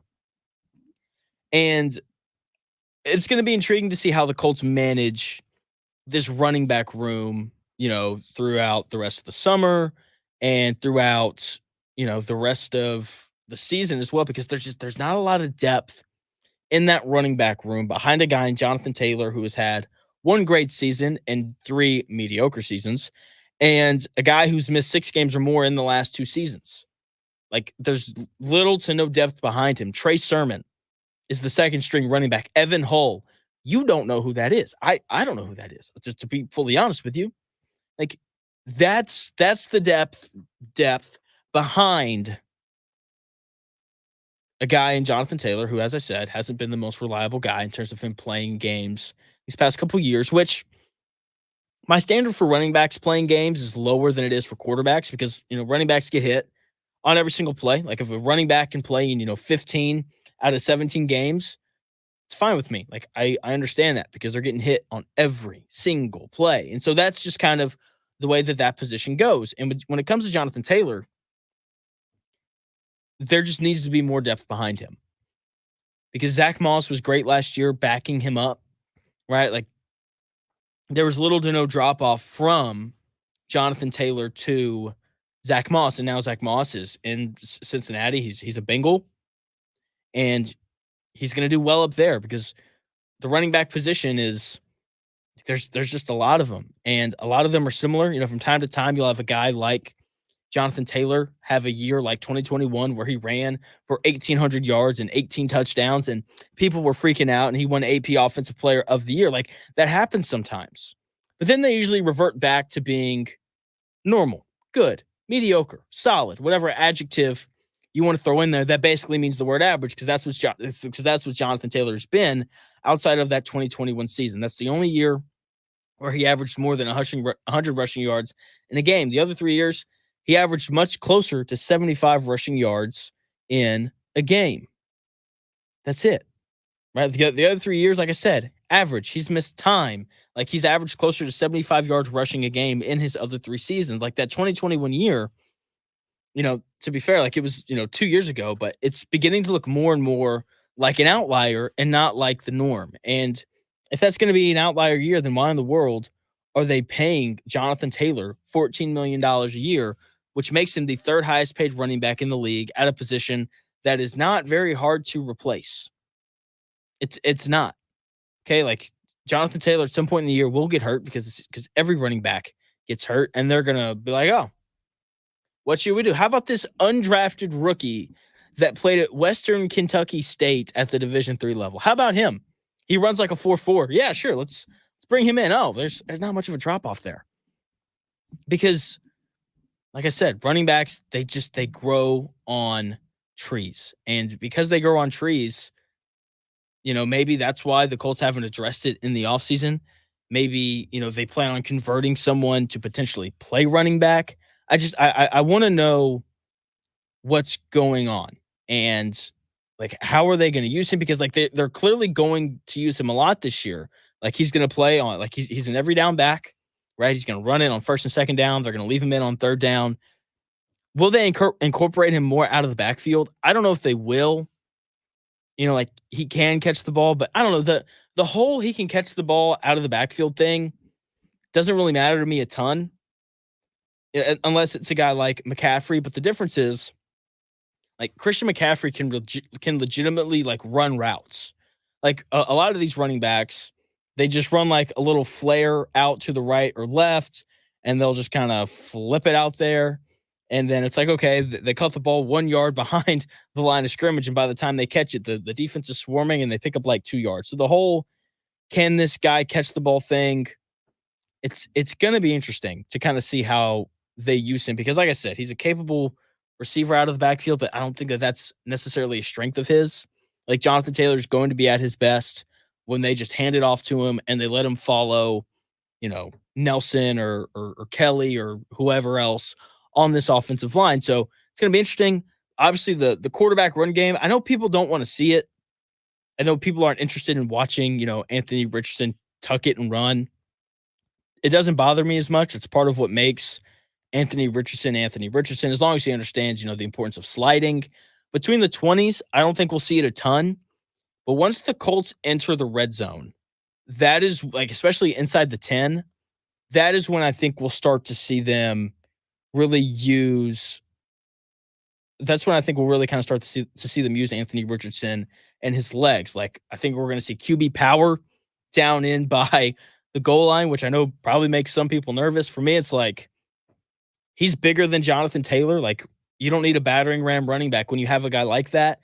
When we look at Cam Newton, a guy who size-wise I think is pretty similar to Anthony Richardson, when we look at him, it's like that's kind of what the Panthers did. When they got down in by the goal line, they'd run some sort of QB power or QB sneak. That's what the Eagles have done a lot with Jalen Hurts. And those two guys, when only used in those situations in terms of them running the football, they were successful.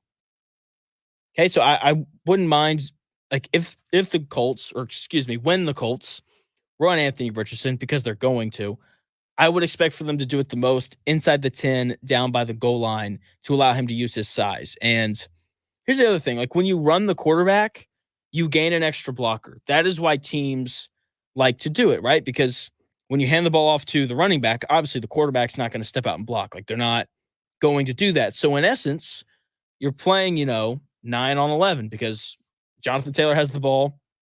Anthony Richardson's just kind of hanging out.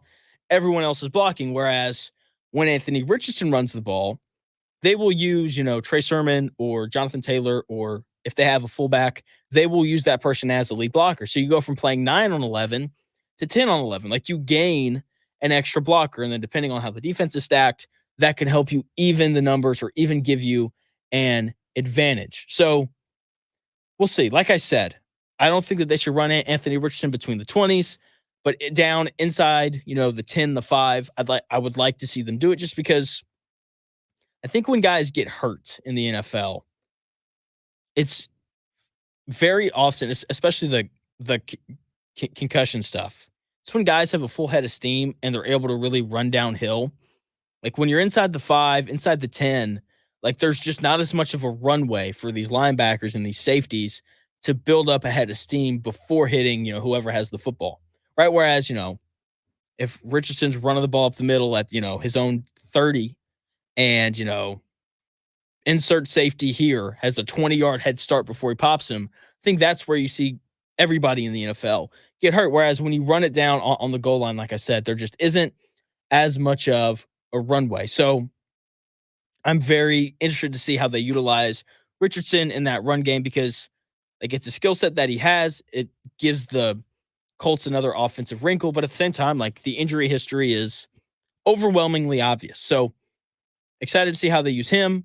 How are they going to use Jonathan Taylor? How are they going to deal with the lack of depth in this running back room? Should be interesting to see. I've got all the faith in the world in Shane Steichen. I know Dan talked a little bit about Steichen yesterday. I think he's a good coach. I think he's a great play caller.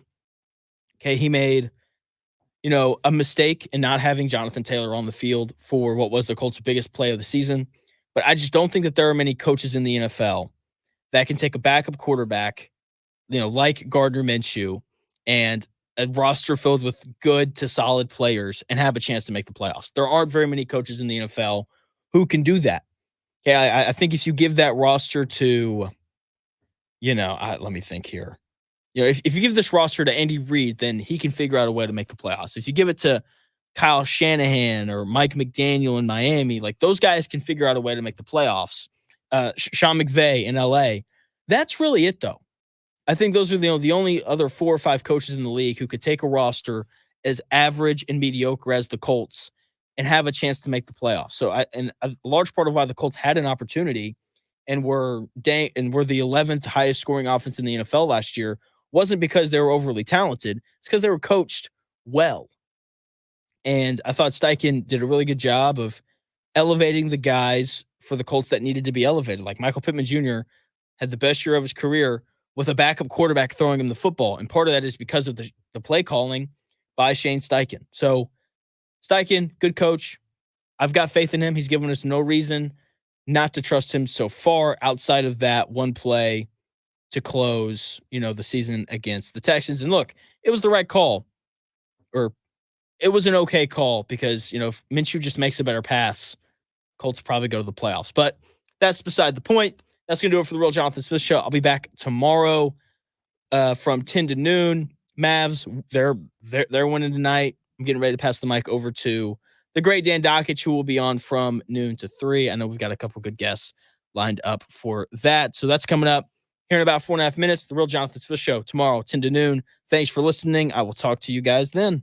McDonald's presents Burger Reviews by Hamburglar. Today's review, the best ever Big Mac burger. Take it away, Hamburglar. Bravo, bravo. He said, there's